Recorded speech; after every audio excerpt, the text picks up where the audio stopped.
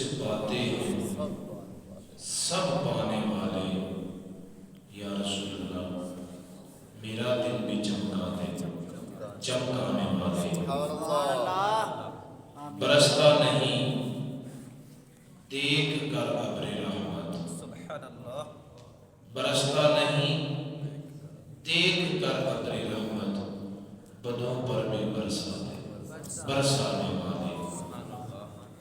تو زندہ ہے واللہ، تو زندہ ہے واللہ، میرے چشم عالم سے چھپ جانے والے۔ رضا نفس دشمن ہے دامنا، رضا نفس دشمن ہے دامنا، کہاں تو نے دیکھے ہیں چندرانے والے۔ اسیروں کے مشکل کشا حوصلہ اعظم، فقیروں کے حاجت روا حوصلہ اعظم، گھرا ہے بلاؤں میں بندہ تمہارا، مدد کے لیے آؤ یا حوصلہ اعظم۔ خدا کے فضل سے ہم پر ہے سایہ حوصلہ اعظم، ہمیں دونوں جہاں میں ہے سہارا حوصلہ اعظم کا۔ اللہ رب العزت کی حمد و ثنا کے بعد اللہ رب العزت کے بڑے ہی پیارے محبوب خدا، تاجدار بطوحہ، قبلہ کونین، سرکار دو عالم، نور مجسم، حبیب کبریا، احمد مجتبی، حضرت سیدنا محمد مصطفیٰ صلی اللہ تعالی علیہ وآلہ واصحابہ وبارک وسلم کی پاک اور مقدس بارگاہ بے کس پناہ میں ہدیہ درود و سلام پیش کرنے کے بعد انتہائی قابل قدر شخصیت استاذ العلماء، فاضل جلیل، عالم نبیل، حضرت العلام واجب الاحترام محترم المقام حضرت علامہ مولانا محمد عبد الرزاق مظہری صاحب دامت برکاتہم القدسیہ، اطال اللہ عمرہ و بقی لطفہ و مد ظلہ العالی، انتہائی پر مغز، پر اثر، علمی اور مدلل گفتگو فرما رہے تھے۔ فاضل نوجوان مجاہد ملت حضرت علامہ مولانا محمد خالد سیالوی چشتی صاحب دامت برکاتہم القدسیہ، اللہ رب العزت نے تم لوگوں کو صحیح رہنما عطا فرمایا ہے۔ اللہ تعالیٰ انہیں مزید اخلاص کی دولت عطا فرمائے اور آپ کو مزید قدردانی کی نعمت عطا فرمائے۔ دیگر علماء اعلام، اساتذہ کرام، احباب ذی الاحتشام، مسجد غوث اعظم میں محفل بھی غوث اعظم کی، سبحان اللہ، اور میرے ذمہ جو موضوع لگایا گیا ہے وہ ہے حضرت موسیٰ علیہ السلام اور خضر علیہ السلام کا واقعہ۔ سبحان اللہ۔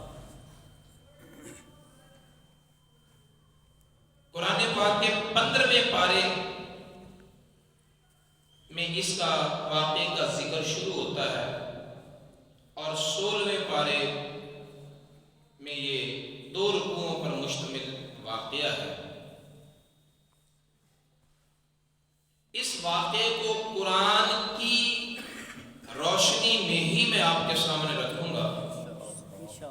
لیکن اس سے قبل کچھ چیزیں ذہن نشین فرما لیں۔ حضرت موسیٰ علیہ السلام نبی ہیں، رسول ہیں، اور رسول بھی اولو العزم رسول ہیں، پھر صاحب کتاب ہیں۔ سبحان اللہ۔ توجہ آئی؟ نبی پاک صلی اللہ علیہ وسلم نے ارشاد فرمایا، مفہوم حدیث ہے کہ اللہ رب العزت کے کم و بیش 1,24,000 نبی ہیں، ان میں سے 313 رسول ہیں، اور ان 313 رسولوں میں سے 4 اولو العزم رسول ہیں۔ سبحان اللہ۔ سمجھ آئی بات؟ سبحان اللہ۔ یعنی جو اولو العزم 4 رسول ہیں نا، ان میں سے ایک حضرت موسیٰ علیہ السلام ہے۔ سبحان اللہ۔ ٹھیک ہے، یہ ہے حضرت موسیٰ علیہ السلام کا تعارف۔ اور حضرت خضر علیہ السلام کا ولی ہونا یقینی ہے، اور نبی ہونا یقینی نہیں۔ نہ ہم حضرت خضر علیہ السلام کے بارے میں یہ کہہ سکتے ہیں کہ وہ نبی ہیں، اور نہ ہم یہ کہہ سکتے ہیں کہ وہ نبی نہیں ہیں۔ بات سمجھے؟ کیوں؟ اس لیے کہ اگر ہم کہیں وہ نبی نہیں اور وہ ہوں، تو ایک نبی کی نبوت کا انکار ہو گیا، کفر ہے۔ اگر ہم کہیں کہ وہ نبی ہیں اور وہ نبی نہ ہوں، تو غیر نبی کو نبی قرار دیا، یہ بھی کفر ہے۔ قرآن اور حدیث میں ان کا نہ نبی ہونا ثابت ہے، نہ نبی نہ ہونا ثابت ہے۔ ٹھیک ہے، نہ خضر علیہ السلام کو ہم نبی کہہ سکتے ہیں، نہ یہ کہہ سکتے ہیں کہ وہ نبی نہیں ہیں۔ ان کا معاملہ اللہ اور اللہ کے رسول کے سپرد۔ اتنا یقین ہے کہ وہ اللہ کے ولی ہیں۔ اب حضرت موسیٰ علیہ السلام اور حضرت خضر علیہ السلام کا واقعہ جو قرآن نے بیان کیا ہے، اس کو لے کر بعض لوگ یہ ثابت کرنے کی کوشش کرتے ہیں کہ مقام ولایت مقام نبوت سے بھی افضل ہے، اور کتابوں میں بھی یہ لکھا ہے کہ مقام ولایت مقام نبوت سے افضل ہے۔ دیکھو، ایک نبی جو ہے وہ ولی کے دروازے پہ گیا، اور ولی جو ہے وہ بار بار اسے جھڑکتا بھی رہا، اور وہ ہاتھ باندھ کر کھڑا بھی رہا۔ تو اس مسئلے کی بھی وضاحت کر لیں اپنے ذہنوں میں کہ ایک ہے نبی کی نبوت اور ایک ہے نبی کی ولایت۔ اللہ، کیا بات ہے قبلہ۔ ایک ہے نبی کی اپنا مقام نبوت، اور ایک ہے نبی کا اپنا مقام ولایت۔ وہ جو بزرگوں نے کہا ہے نا کہ ولایت نبوت سے افضل ہے، وہ ولایت ولی کی ولایت نہیں، وہ ولایت خود نبی کی اپنی ولایت۔ یعنی نبی کے 2 رخ ہیں۔ ایک رخ ہے تعلق باللہ والا، اور ایک رخ ہے تعلق بالخلق والا۔ جو نبی کا تعلق بالخلق ہے وہ نبوت ہے، جو تعلق باللہ ہے وہ ولایت ہے۔ تو نبی کی ولایت نبی کی نبوت سے افضل ہے۔ یعنی نبی کے تعلق کی وہ جہت جو خدا کی طرف ہے، اس جہت سے افضل ہے جو بندوں کی طرف ہے۔ لہذا گفتگو علماء کے کلام میں جو استدلال باطلہ ہے ان کا راستہ بند کیا جائے۔ باقی رہا ولی کی ولایت، تو ولی کو ولایت ملتی ہی نبی کی قدموں سے ہے۔ بہت اچھا، بہت اچھا۔ ولی کو ولایت ملتی ہی نبی کے قدموں سے ہے۔ وہ نبی سے افضل ہونے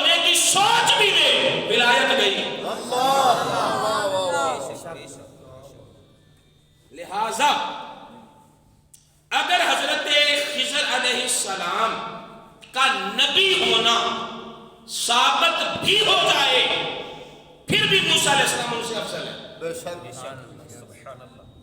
پھر بھی موسیٰ علیہ السلام ان سے افضل ہے. افضل ہے. اس لیے حضرت موسیٰ علیہ السلام اور حضرت خضر علیہ السلام کے واقعہ سے کوئی بندہ خضر علیہ السلام کی برتری ثابت نہ کرے. بے شک نہ قرآن نے ایسا کوئی لفظ بولا ہے. جی جب میں لفظ بائی لفظ ترجمہ کروں گا تو وہ ساری چیزیں آپ کے سامنے آ جائیں گی. بات سمجھا گئی؟ لہذا اس واقعے کو لے کر کوئی بندہ حضرت موسیٰ علیہ السلام کی اہانت اور خضر علیہ السلام کی برتری پیغمبر پر ثابت کرنے کی کوشش نہ کرے. اگر کوئی کوشش کرے گا تو وہ قرآن کی مراد کے خلاف بولے گا. یہ اس کی اپنی بات ہوگی, اپنی سوچ ہوگی, جس کا حقیقت کے ساتھ کوئی تعلق نہیں. سبحان اللہ. ہوا کیا تھا؟ ہوا کیا تھا؟ ہوا یہ تھا, اللہ رب العزت کے اس کائنات میں کوئی یہ تو سمجھ ہی نہ سکتا کہ جہان کتنے ہیں. اللہ اس زمین میں یہ فضا ہے, اس فضا کے اندر ہمیں تو یہ پتہ یہ خالی فضا ہے, لیکن پتہ نہیں کتنے نظام اس نے قائم کر رکھے ہیں. آپ کے سائنسدان ہی کہتے ہیں نا کہ یہ جو خالی فضا ہے نا جس میں کچھ نظر نہیں آتا, اس کے اندر آکسیجن بھی ہے, اس میں کاربن ڈائی آکسائڈ بھی ہے, اس میں جراثیم بھی ہیں, اس میں روشنی کے ایٹمز بھی ہیں, اس میں اڑنے والے ایسے غیر محسوس اور غیر مبصر ذرات ہیں کہ جن کی تحقیق کی جائے اور ایسے چیزیں ایجاد بھی ہو چکی ہیں جو ان کو دیکھتی ہیں. خوردبین جی یہ فضا ہے جس میں کچھ نظر نہیں آتا, لیکن خوردبین سے دیکھیں تو بڑے جہان نظر آتے ہیں. اللہ اور خوردبین سے بھی آگے کا کوئی آلہ ایجاد ہو چکا ہے, اس سے دیکھیں تو اور بھی چیزیں نظر آتی ہیں. اور یہ تو تیرے بنائے ہوئے آلات ہیں جن کو اللہ تعالیٰ نے اپنے نور سے فیضیاب کیا ہوتا ہے. سبحان اللہ. وہ پتہ نہیں کیا کچھ دیکھتے ہیں. رسول اللہ صلی اللہ علیہ وسلم نے ارشاد فرمایا انی ارا ما لا ترون و انی اسمع ما لا تسمعون. میں وہ کچھ دیکھتا ہوں جو تم دیکھ ہی نہیں سکتے, سبحان اللہ اور وہ کچھ سنتا ہوں جو تم سن ہی نہیں سکتے. سبحان اللہ.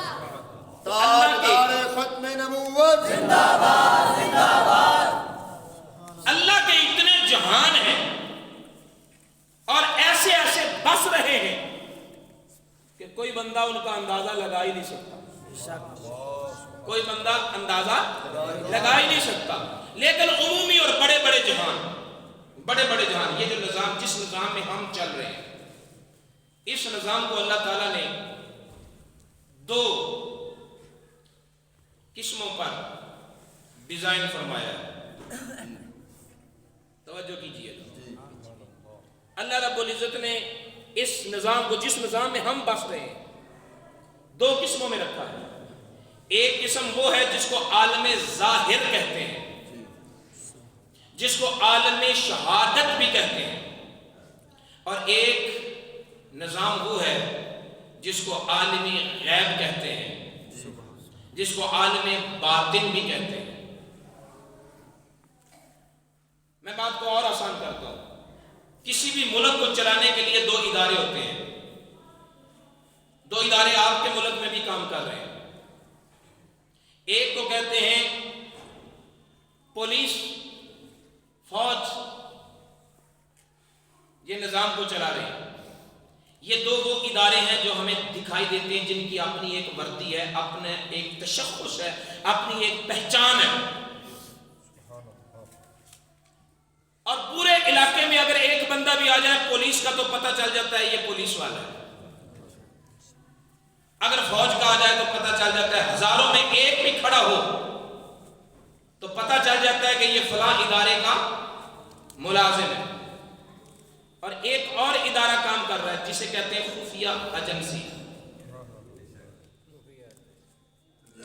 اندرونی معاملات کی خبر گیری رکھتا ہے. اس کا رابطہ، خفیہ ایجنسی کا رابطہ ڈائریکٹ حکومت سے ہوتا ہے. جو اسے کہا جاتا ہے وہ ڈائریکٹ کرتا ہے.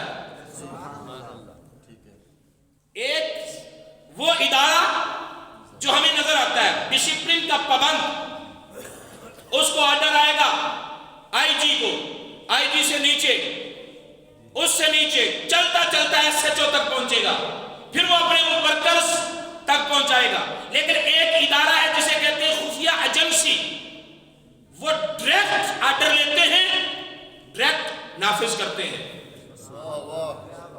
وہ 2-3 بھی ہوں تو پتہ نہیں چلتا، اور اگر پتہ چل جائے تو پھر وہ خفیہ ایجنسی کیا ہوئی؟ توجہ ہے نا؟ پتہ چل گیا. اصل میں حضرت عمر بن خطاب نے ملک کا نظام چلانے کے لیے ان 2 اداروں کو کاپی کیا تھا اللہ کے نظام سے. کیا بات ہے قبلہ. یہ کاپی حضرت عمر بن خطاب نے کی تھی. حضرت عمر بن خطاب پہلے وہ شخص ہیں جنہوں نے پولیس کا محکمہ بنایا. ان سے پہلے پولیس نہیں تھی. توجہ ہے؟ انہوں نے فوج کو ڈیزائن دیا حضرت عمر بن خطاب نے، اور انہوں نے راتوں کو گشت کرنے والی خفیہ ایجنسی کی بنیاد رکھی تاکہ اندرونی معاملات کا اندرونی طور پر پتہ لگایا جائے. تو یہ سب سے پہلے عالم ظاہر میں آنے سے پہلے، عالم باطن میں کسی ملک کا نظام پیار بننے سے پہلے یہ خدا کا نظام تھا کہ ایک فورس ظاہر میں رکھی جائے، ایک فورس باطن میں رکھی جائے. ٹھیک ہے؟ اور اس کو کاپی کیا حضرت عمر بن خطاب نے.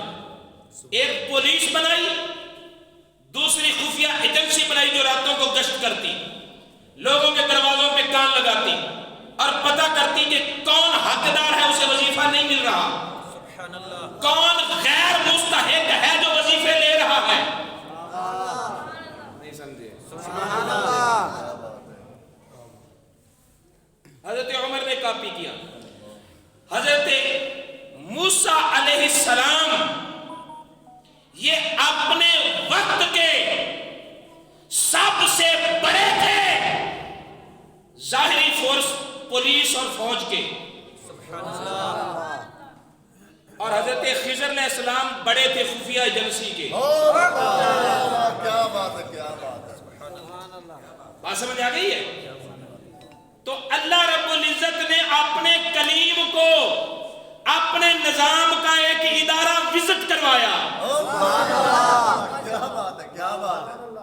بات سمجھ آ گئی ہے؟ تو جب ایک ادارے کے سربراہ کو دوسرا ادارہ وزٹ کروایا جائے، وہاں اس کی ڈیوٹی نہیں ہوتی، وہاں اس کا پروٹوکول ہوتا ہے.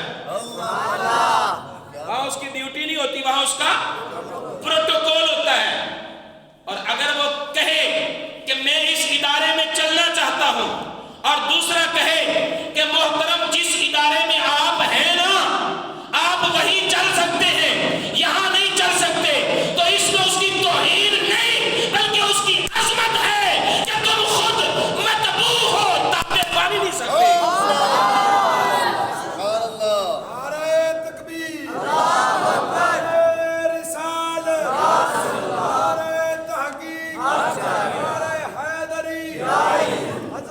شان مصطفیٰ تاجدار ختم نبوت زندہ باد، زندہ باد. اہل سنت. یہ ابتدائی باتیں آپ کے ذہن میں بیٹھ گئی. اب ان باتوں کو بنیاد رکھ کر آئیے ہم حضرت موسیٰ علیہ السلام کا واقعہ پڑھتے ہیں. چونکہ اس واقعے میں اکثر و بیشتر حضرت موسیٰ علیہ السلام کے پہلو کو گرایا جاتا ہے، اور یہ ایک پیغمبر کا معاملہ ہے.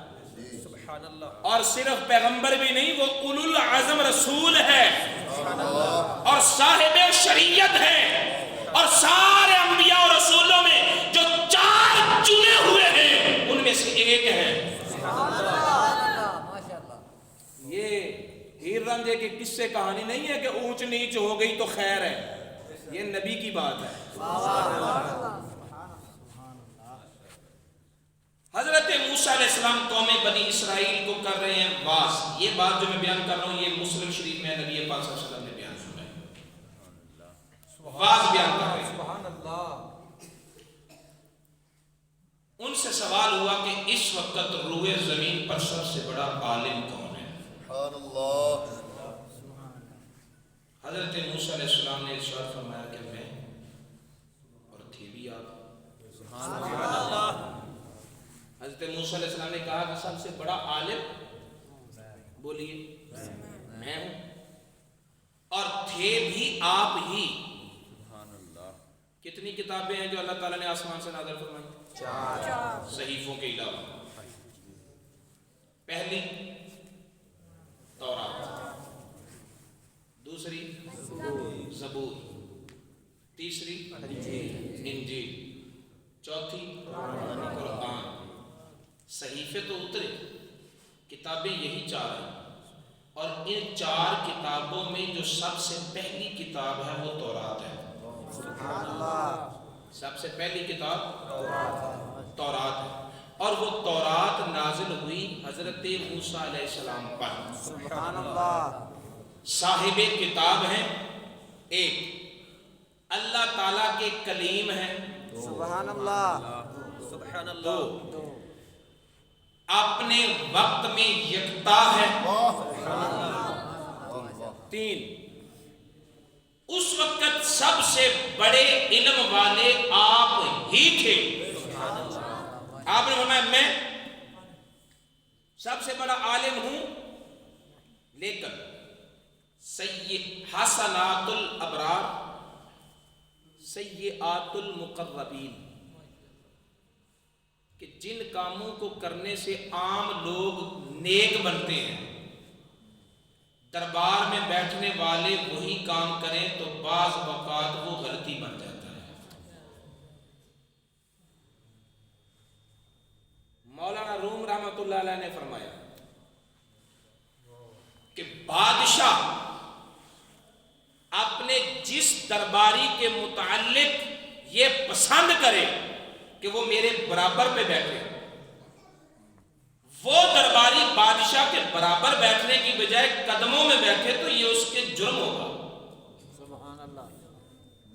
کیونکہ اس نے قربت کے تقاضے یہ ہیں کہ یار کی مرضی دیکھی جائے۔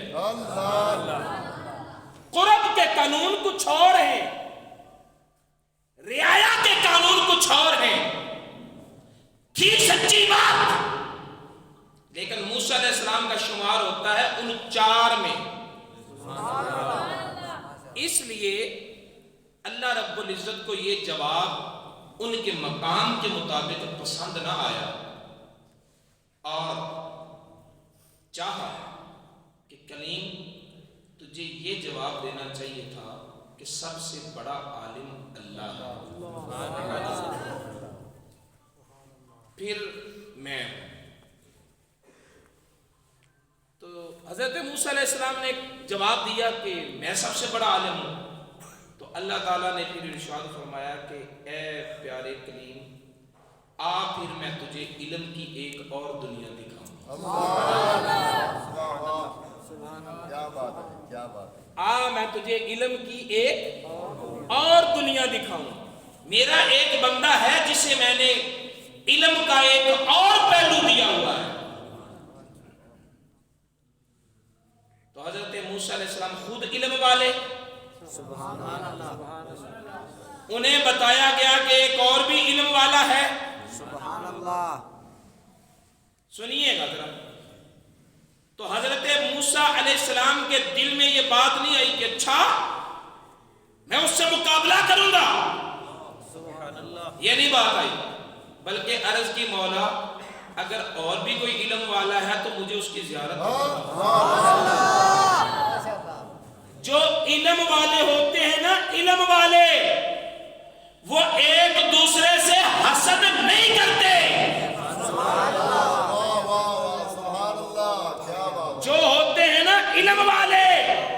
وہ ایک دوسرے سے حسد نہیں کرتے.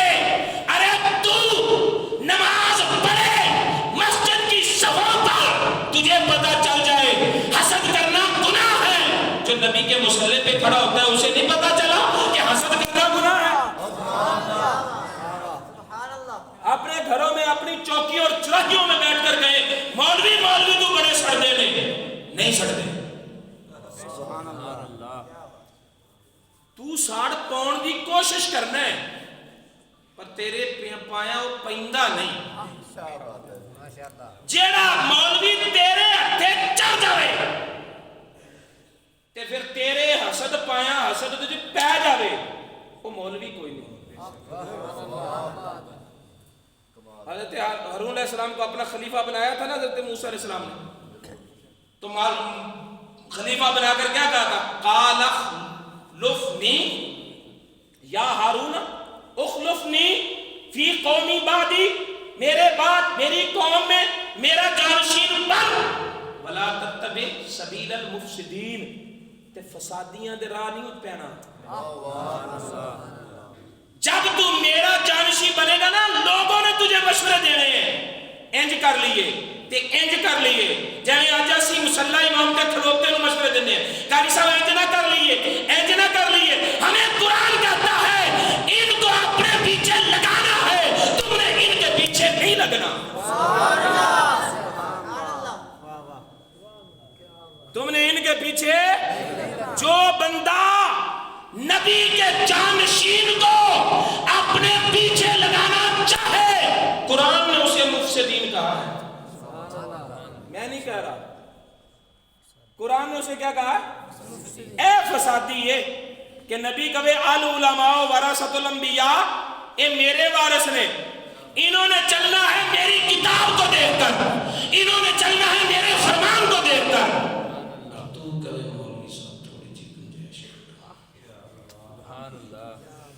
تھوڑا سا یوں کر لے اور یوں کر لے, یہاں سے فساد پیدا ہوتا ہے. تو پھر جڑا بیچارہ پڑھیا نہیں ہوتا وہ کہتا ہے میں تو پھر پاوے یوں کر لو تو پاوے یوں کر لو. اور آپ چاہتے ہیں کہ ہم مولوی وہ رکھیں گے جو ہمارے یوں کرنے سے یوں ہو جائے, یوں کرنے سے یوں ہو جائے. تو وہ آپ نے مولوی نہیں رکھا, وہ آپ نے ملازم رکھا ہے. وہ جو تمہارا نوکر ہے نا, وہ نبی کی نوکری نہیں کر سکتا. وہ تمہاری نوکری کرے گا, نبی کی نوکری نہیں کر سکتا. نبی کی نوکری وہی کر سکتا ہے جو نہ یوں دیکھے نہ یوں دیکھے, جو قرآن کہے جو حدیث کہے بس اس کے مطابق چلے.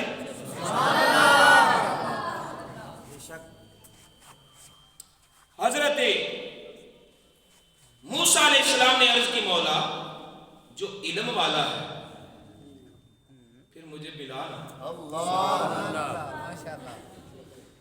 حضرت موسیٰ علیہ السلام کیسے جلیل القدر نبی ہیں پتہ؟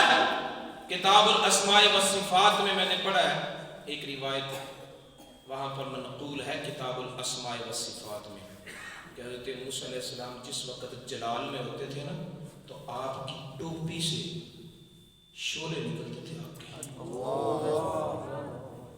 یہ حضرت موسیٰ علیہ السلام کا جلال حضرت علامہ صاحب بھی آپ کو بتا کے گئے ہیں کہ اسرائیل کے سامنے کوئی کھانگ نہیں سکتا, تے جنے نے چانڈ ماری ہے. سبحان اللہ, سمجھے نہیں؟ سبحان اللہ. یہ جلال, یہ کمال, یہ آب و تاب حضرت کلیم میں ملک الموت کے چہرے پہ تماچا مار کر آنکھ نکال دینے والا. سبحان اللہ. اور میں اس تفصیل میں نہیں جاتا, جس انداز میں اللہ تعالیٰ کے ساتھ پیارے کلیم نے بات کی ہے نا, میں بعض اوقات غور کرتا ہوں نا, تو میں پھر کسی وقت جب پہلی مرتبہ یہ بات میرے ذہن میں آئی نا, تو میں ڈرا بھی, کانپا بھی. میں نے کہا واہ کلیم, اتنی جرت. سبحان اللہ. وہ 70 آدمی جب لے کر گئے تھے کوہ طور پر, فآخذتہم الرجفۃ, ٹھیک ہے, وہاں پر زلزلہ آیا اور 70 کے 70 مارے گئے.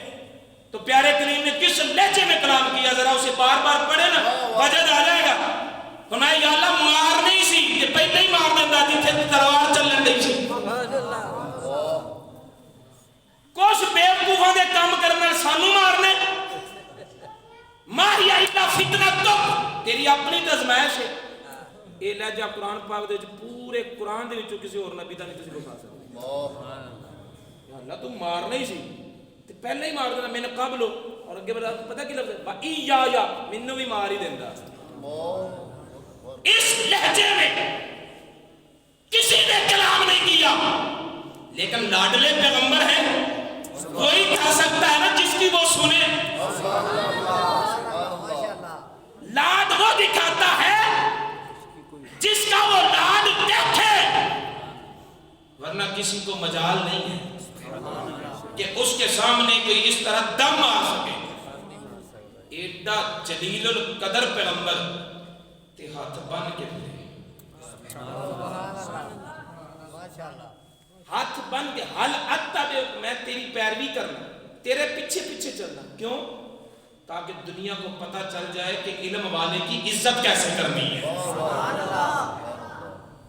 تاکہ دنیا کو پتہ چل جائے کہ علم والے کی عزت کیسے چلنی ہے. اللہ تعالیٰ نے فرمایا کہ اے پیارے کلیم تیری اس کی ملاقات فلاں مقام پر ہوگی. نشانی کیا ہے؟ جہاں دو سمندر ملیں گے مچھلی بھنی ہوئی لے جا. یہ مردہ مچھلی جہاں زندہ ہو جائے تیری اس کی ملاقات وہی ہوگی. تیری اور اس کی ملاقات وہی ہوگی. وَإِذْ قَالَ مُوسَىٰ لِفَتَاهُ اور موسیٰ علیہ السلام نے کہا اپنے خادم یوشع بن نون سے لا ابرحو میں چلتا رہوں گا. اب میں نے جتنا مطالعہ کیا نا حضور آپ کے حکم کا مجھے کہیں نہیں ملا کہ موسیٰ علیہ السلام نے سواری لی. اب موضوع آپ نے دیا ہے تو سننا بھی تو آپ نے ہی ہے. نعرہ تکبیر، نعرہ رسالت، تاجدار ختم نبوت زندہ باد، تاجدار ختم نبوت زندہ باد، علماء اہل سنت زندہ باد. لا ابرحو میں چلتا رہوں گا لیکن مجھے کسی تفسیر میں نہیں ملا کہ موسیٰ علیہ السلام نے سواری لی. پیدل چلے. فرعون ہلاک ہو چکا. فرعون کے ہلاک ہونے کے بعد اس بنی اسرائیل قوم کے سیاسی رہنما بھی حضرت موسیٰ علیہ السلام, مذہبی رہنما بھی حضرت موسیٰ علیہ السلام, اور قبیلے کے طور پر بھی سرداری موسیٰ علیہ السلام کے پاس. تو کیا خیال ہے سواری نہیں ملتی تھی؟ پھر بھی پیدل. فرمایا ملتی ہیں سواریاں, جانا پیدل ہے. جو میرے کہنے پر دریا میں راستے بنا دیتا ہے, جو میری عرض پر پتھر سے پانی کے چشمے جاری کرتا ہے, جو میرے ہاتھ اٹھانے پر آسمان سے من و سلوہ اتارتا ہے. عرض کر دیتے ہوائیں اڑا کے نہ لے جاتی. میں نہیں, پیدل جانا ہے. کیا کرنا ہے؟ پیدل جانا ہے. کیوں؟ اس لیے کہ میں کسی دنیا دار کے پاس نہیں جا رہا, میں علم والے کی ملاقات کے لیے جا رہا ہوں. یہ علم والے کی عزت ہے جو پیارے کلیم کر کے دکھا رہے ہیں. سبحان اللہ, ماشاءاللہ, توجہ ہے؟ سبحان اللہ, بول دے ذرا. سبحان اللہ, حتی ابلغ مجمع البحرین, یہاں تک کہ میں وہاں پہنچ جاؤں جہاں دو سمندر ملتے ہیں. سبحان اللہ, جہاں دو سمندر ملتے ہیں. سارے بولیے, جہاں دو سمندر ملتے ہیں. کچھ مفسرین نے یہاں سمندروں کے نام بھی بتائے, فارس, بحر فارس اور اہل روم. بعض نے دوسرے سمندروں کے نام بھی لیے. لیکن یہ پڑھتے ہوئے جو مجھے سمجھ آئے, اگر وہاں پر واقعی دو سمندر ملتے تھے تو پھر اس جگہ سے آگے تو حضرت موسیٰ علیہ السلام کا جانا نہیں بنتا نا, جبکہ موسیٰ علیہ السلام اس سے آگے گئے اور آگے جا کر جب تھکاوٹ ہوئی اور کہا کہ میں بھوک لگی ہے کھانا لاؤ, تب حضرت یوشع بن نون نے کہا کہ وہ کھانا تو وہاں سمندر میں چلا گیا. پھر آپ پلٹ کر آئے جیسا کہ آگے قرآن پاک میں آئے گا. تو پتہ یہ چلتا ہے کہ وہاں پر ظاہری دو سمندر تھے نہیں. اگر وہاں پر دو ظاہری سمندر ہوتے تو موسیٰ علیہ السلام وہاں پر کھڑے رہتے, انتظار کرتے کہ میں پہلے پہنچ گیا وہ بعد میں آ جائے گا. توجہ ہے نا. موسیٰ علیہ السلام آگے چلے گئے, پتہ یہ چلا کہ یہ دنیا کے سمندر نہیں, ایک بحر نبوت موسیٰ تھا, دوسرا بحر ولایت خضر تھا.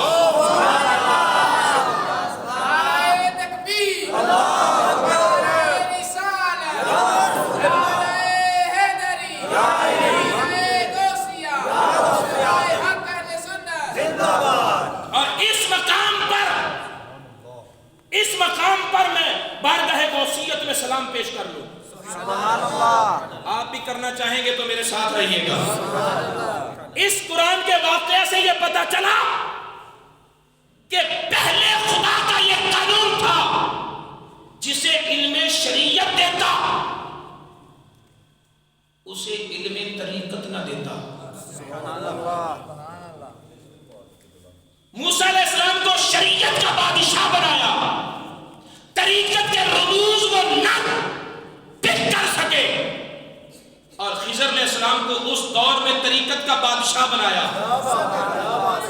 وہ شریعت کے رموز پر پورے نہ رہ سکے, لیکن جب باری آئی تیرے اور میرے آقا کی تو فرمایا یہ امت وہ نہیں, یہ امت یار کی ہے.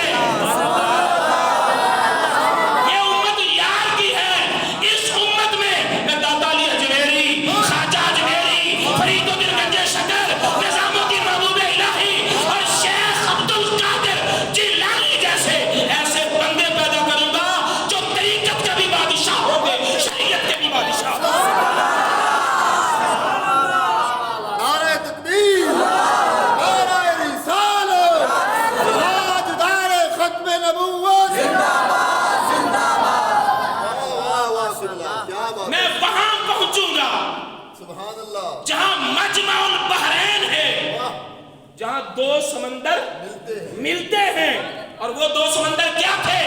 ایک سمندر وجود موسیٰ تھا, ایک سمندر وجود خضر.